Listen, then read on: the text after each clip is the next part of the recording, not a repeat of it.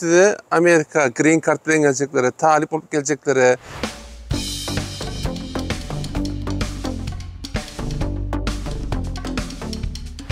hormatly tamaşaçylarymyz, biz size Amerika Green Card bilen geleceklere, talip olup geleceklere, ýa-da rahmet çekmäne geleceklere üçin ilkinji nowatda ýaşap bilecekleri birinji derejede öýler görkezmek bardy videolara başlaýar. İlkinji videomuz.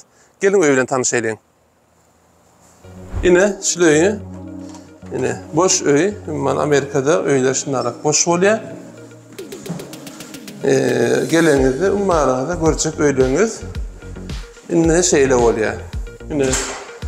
Bäzi kuhnada maşalyň. Kuhnaňyzda naharşymak üçin şartlaryň hökmen bolýar öýlerde. Köpsinde bardyr. Hökmen haradinliňiz bolýar. Kürügen maşina bolýar şeýle. Yok, neme? Kapka çüyen maşin. Şunlarla kapka çüyen maşina bolýar öýlerde. Şkaflardan görkezýär. Şular arenda değişli. Yani arendanın içinde gatly. Balkondan görkezýär. Öýün içinden görkezjek. Umman şeýle öýler. Kimler ýaşaýar bärde? Hanım, studentler, Green Card bilen ýaňy bir başlanlar, täze satynjylar, ýaşlar. Ortaça 2 tane komnat bolýar. Şu komnatlarda öyle haly bolýar ýerde. Görýärmi? Ýerinde haly ýokdy. Bärde haly bar. Her ýa-ni sirek masala bolsaňyz, özüňize çağıraňyza. Bärde daňry beratlaryny goýmany. Ummananda.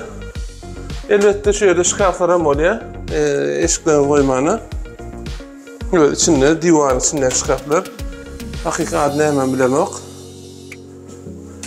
Bulan bahane tuvaleti. Bu öýünde şeýlendi. Türklerde 2+1 diýär, 2 goşmak bir.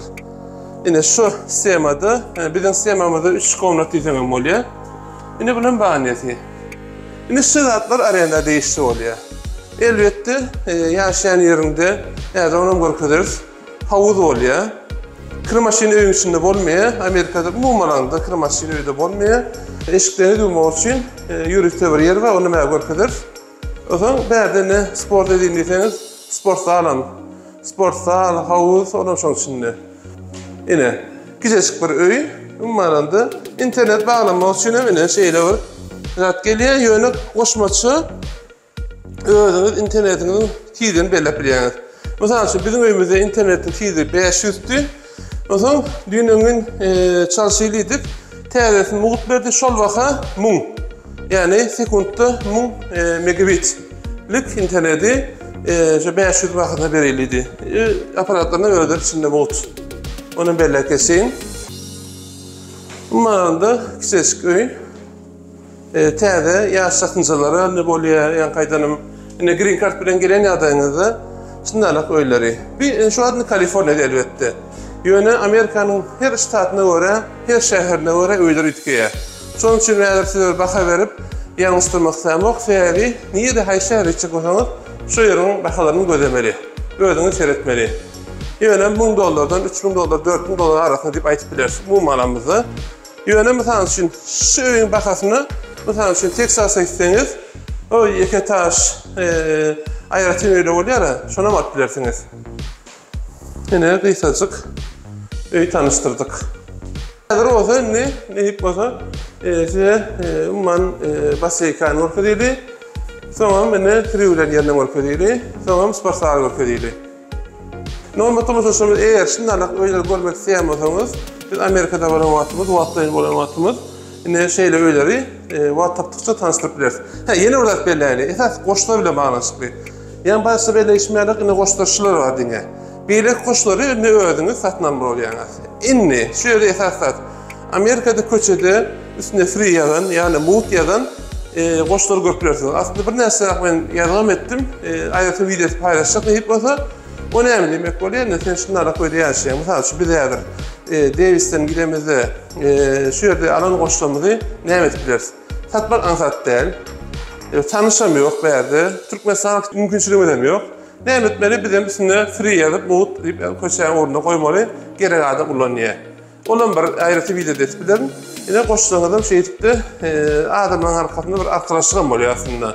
Tabi tezerek, yani talipler için aslında muğutlat, köçen orunu arkayın tarafıp atbileğiniz. Nehip basa onun ayrıtım video edip sizinle paylaşacak nehip basa. Onun çoğu yer yerine aydayın. Eğer kızıklanıyamazsanız komentere belak kesin. Yine şeyle, siz burayı. Görünün şöyle değişti beylik katlarıyla. Yine Amerika'ya gelen Türkmen gelin eğitimimizin en hağlamacak yeri. Ne düşünüyorsanız? Bizim Türkmen gelin eğitimimiz elbette öğüne değişli, kırmaşinlerde eşiklerini yumağı öğrenşen. Yöne kıyınsanızda Amerika'da şey de var haki, bay olamazsan, kevreyler de olamazsan kırmaşin öğüde değer. Kinolarda bilyendirsiniz. Yine şu yerde kırmaşin ama eşiğinden yine şu yerde kurutmalı. Pulun tölenmeli ne açı töleniyyanı bir öydük? $1.50. Şu yerden aparattan kart alıyorsunuz. Telefonunuzda da aplikasyondan töleyebiliyorsunuz.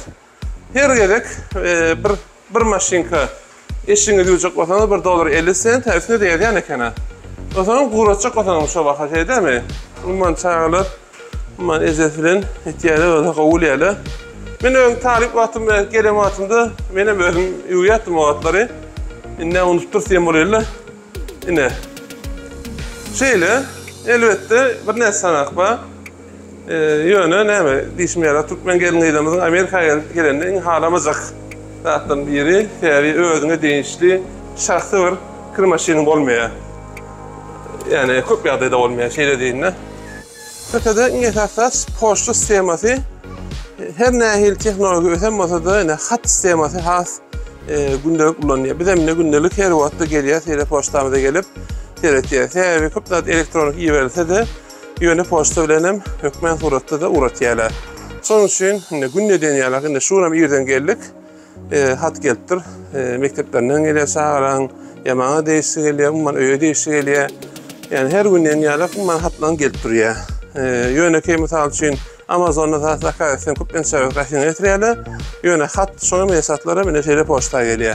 Her kim öğünü değiştiğini gelip alıyorlar. Yine şey edip giriyor, asarın oluyor, dağıdın oluyor. Yine şu yerde ben sonra görkediği nedir? Berde havuzumuz var, çağla var, adamda var. Sonra boş vaat çeker size. Sonuç için berde ne club diye, berde de ne geliyor. Şimdi sonra yine çek görkeder. Yine şu yerde de vaatın geçirmek için, deniz almak için şeyler atla var. Ne biliyordu, ne bilen berde, ne kofe, çay bilen. Şu yerde telelerime baktım, her türlü ödeyen. Şu yerde oturup, mihmanlardım olsa, öğün küçürek olsa, şu yerde vaktimiz bilen.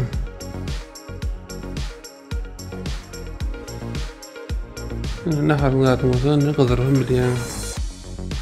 Şu hara diyeyim şey. Ne hara diyeyim ama. Kitap okuyacak olan, kitabım var türlü şeyle var yer.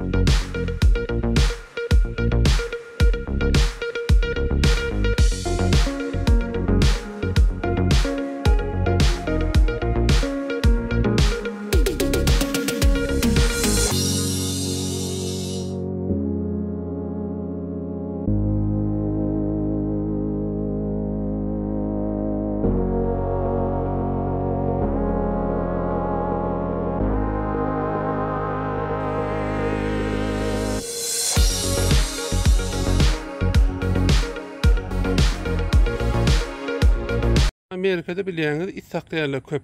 Ine şundalyk her ýerde paket koýýarlar. Hani itler hapalandy soňra şu hapany ýana musroklamak üçin. Ine her ýerde bolýanlar şundaklar. Yani itler için, hayvanlar için, pişikler için. Yine velosiped hem Amerika'da, esasen bizim şehrimizde, Kaliforniya'da has köp ulanýan zat. Men kemma benim hukumadan velosipedle gitgelýärdim. Şonuň üçin hem ýerde öýlenýänini, avtolog parklarynyň gapdanyny we belki ondan hem köp nemeler bar. Velosipedleri goýmak üçin baglap goýýanlar şeýle.